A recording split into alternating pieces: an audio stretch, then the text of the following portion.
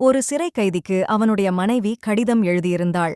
அன்புள்ள கணவருக்கு, நீங்கள் சிறை சென்ற பிறகு நானும் குழந்தைகளும் வருமானமின்றி தவிக்கிறோம்.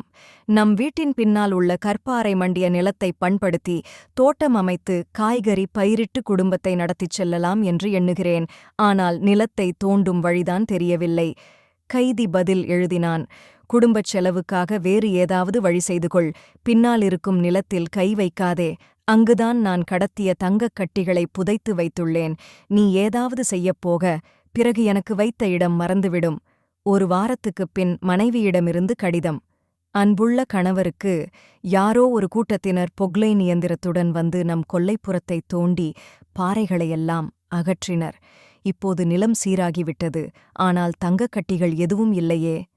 கைதி திரும்பவும் மனைவிக்கு எழுதினான். அவர்கள் காவல்துறையினர் நான் உனக்கு எழுதிய கடிதத்தை படித்துவிட்டு தங்கம் தேடும் ஆவலில் தோண்டியிருப்பார்கள். ஆனால் உண்மையில் தங்கம் எதுவும் நான் புதைத்து வைக்கவில்லை. இப்போது நீ காய்கறித் தோட்டம் பயிரிடு. புத்திசாலி எங்கிருந்தாலும் தன் காரியத்தை சாதிப்பான்.